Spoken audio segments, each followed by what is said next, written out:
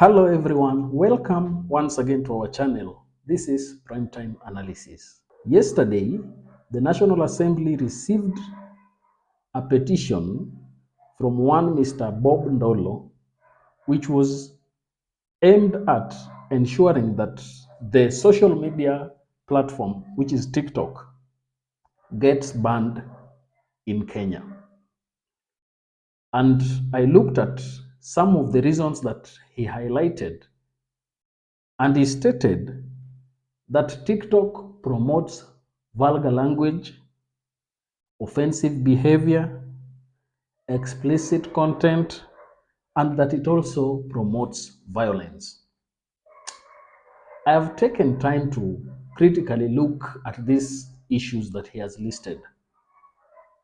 While there are some that may be true, like for instance, the issue of explicit content,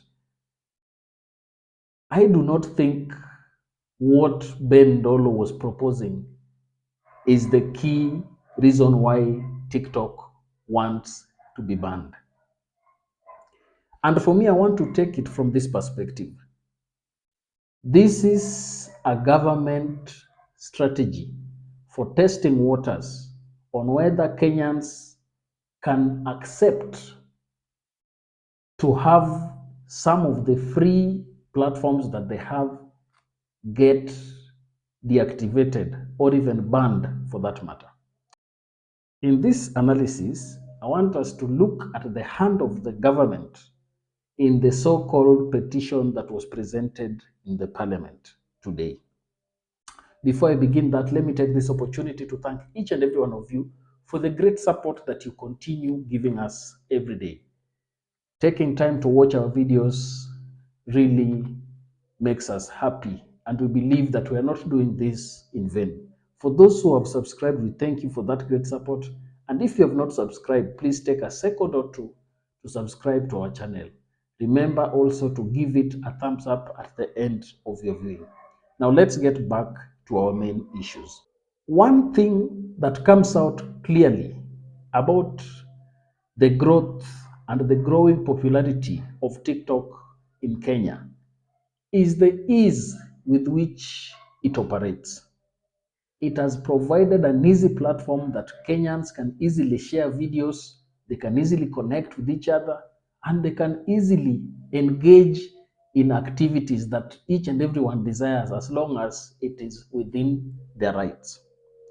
But I want us to look at the reasons why there is this step and attempt to ensure that TikTok is banned in Kenya.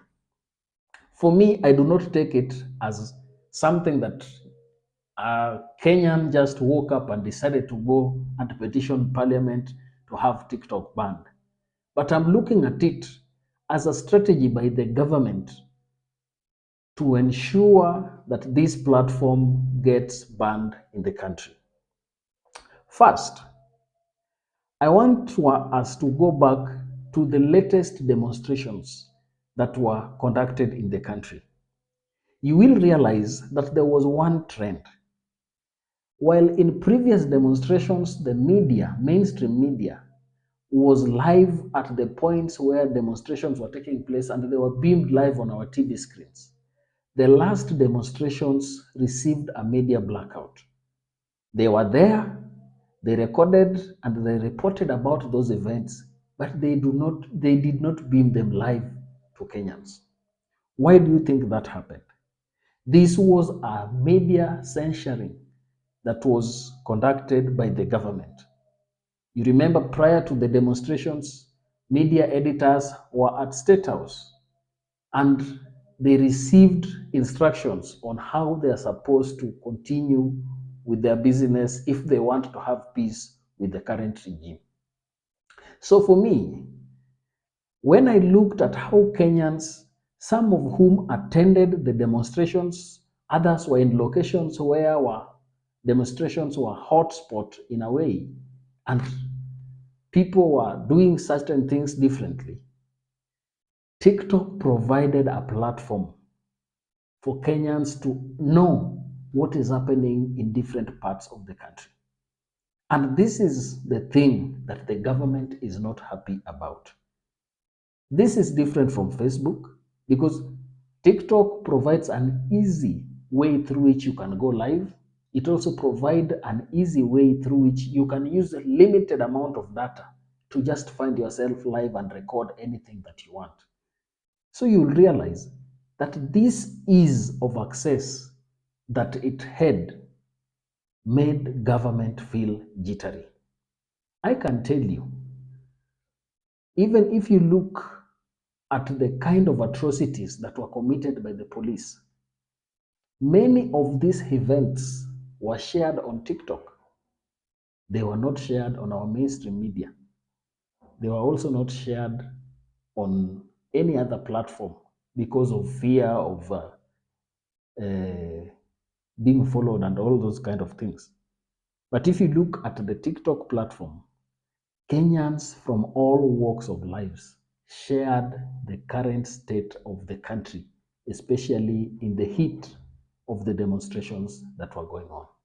And therefore, I believe, as a strategy by the government to shut media and to have a grip control of the media in this country, they have decided to ensure that we have TikTok banned in the country. You will look at the debate that happened in the parliament.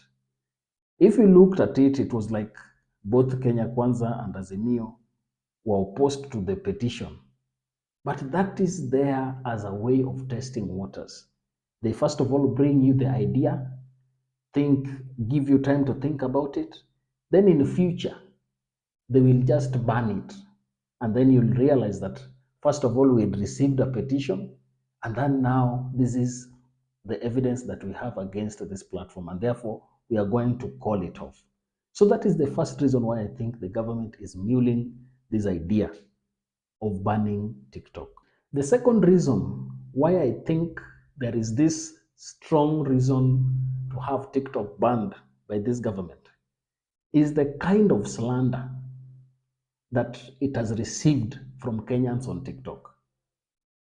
It was previously Kenyans on Twitter who were famous of bashing government in different ways.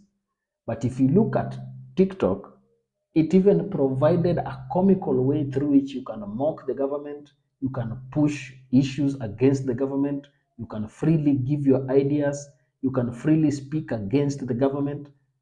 And this is something that the government is thinking about, especially now that the Azimio team has brought down their issues about demonstrations. They do not want to have a situation whereby there is another civil war or another revolution that would come from TikTok. I can tell you the level of reach that TikTok has across the country, it is unimaginable.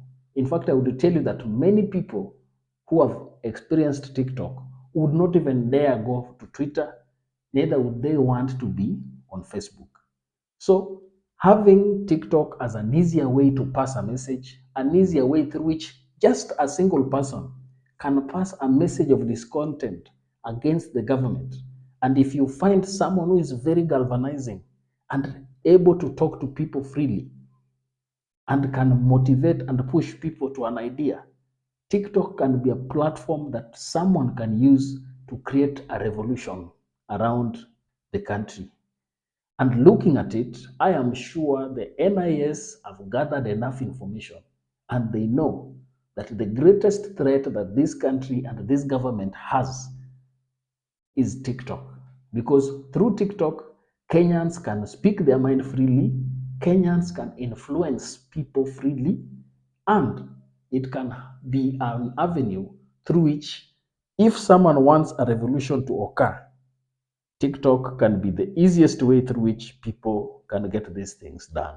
I think the fear of creating uprisings and rebellions is also a strategy and a reason that is pushing this regime to think of an idea of kind of banning TikTok from Kenya. The third reason why I think the government wants TikTok to be banned. Look at the manner in which social media is shaping the entire globe. Arab Spring and many other revolutions of this decade have been caused through social media. If you remember, like right now, the kind of demonstrations that are taking place in United States and other developed countries, many of them are communicated through social media. And right now, social media is overtaking the mainstream media. The TV stations are dying slowly, radio stations are also dying slowly, and people are finding different avenues to engage and to talk. I believe the threat of social media to mainstream media has pushed many people, especially those who are in the media business in the country, to kind of coalesce and push for limiting access of social media in the country. I would tell you the kind of entertainment one gets from TikTok. It has been designed with an algorithm that will give you only those things that you desire. And therefore, for those who thought that having programs on TV stations would be much better, could make Kenyans take their time and concentrate on and have more time on TV, TikTok provides a different platform. It is entertaining, it is engaging, and it is also quick, because you'll realize that the attention span of people continues to reduce by the day. And therefore, waiting for a program that will take 2 hours or 1 hour or 30 minutes is a waste of time for a Kenyan right now. And therefore, I believe the business moguls working in the media industry have seen the threat posed to them by social media, and some of them are working with the government to ensure that these social media do not outgrow them. So they want a slow manner in which they can also find a good share of their activities in the country. I don't know what you think, but that is also something that I think held the government and those working in the media to propose the shutting down of TikTok in the country.